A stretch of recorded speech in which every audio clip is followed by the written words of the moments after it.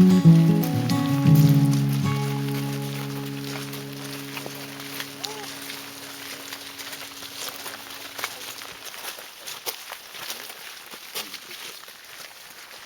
everybody's moving.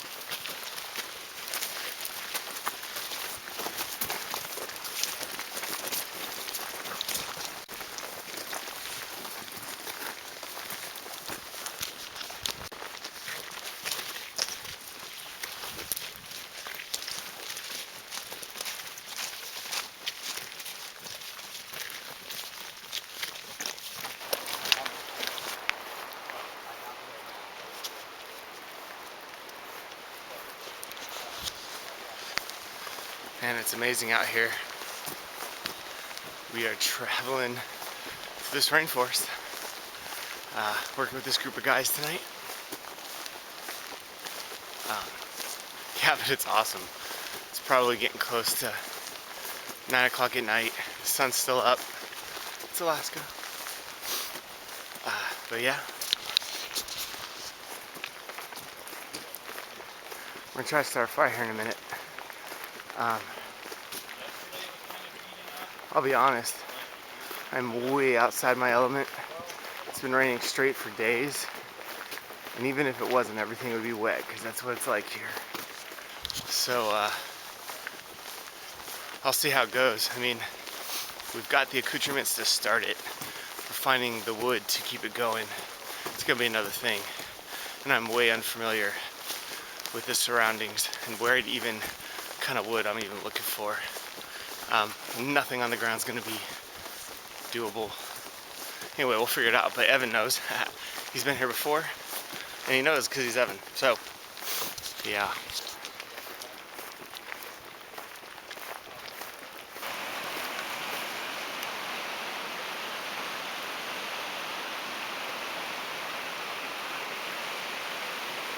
I have no idea if my camera can pick up the majesty of what is out here with that mountain in the back. This is incredible.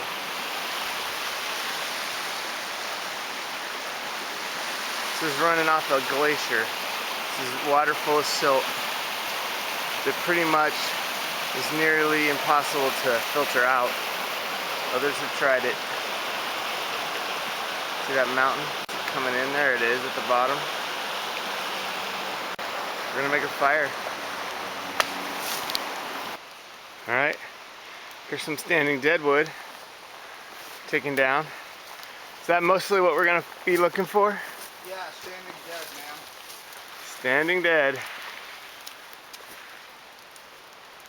You have a knife or a machete or something?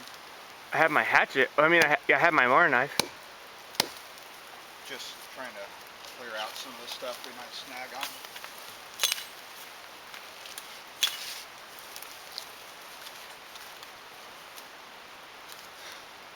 In Colorado, we can kind of get away with picking stuff up off the ground. A lot of times we cut down standing dead just sort of as a best practice or training, but it's been raining all day and we're doing it because I want my best chance now.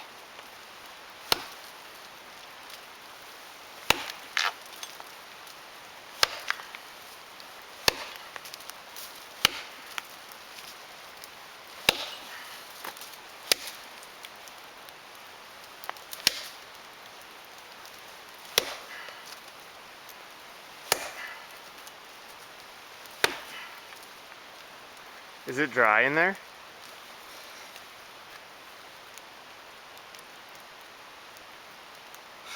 Drier. Oh man.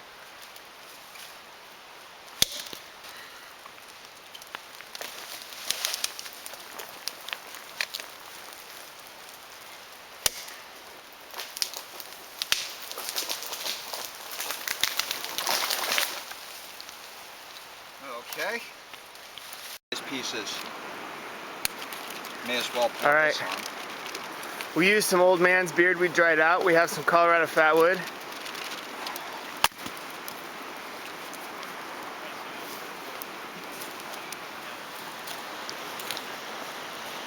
And the men have arrived.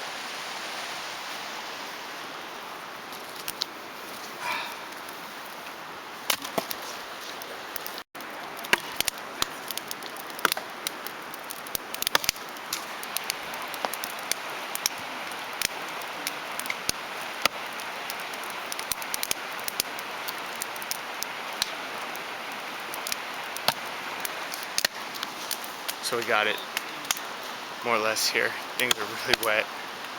We used a little bit of fat wood, used the cotton balls, old man's beard, lots of blowing, and lots of wood processing.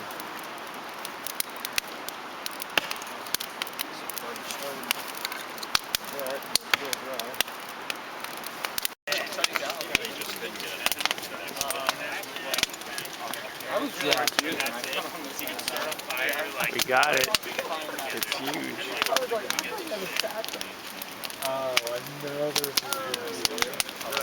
Hey guys, how's it going?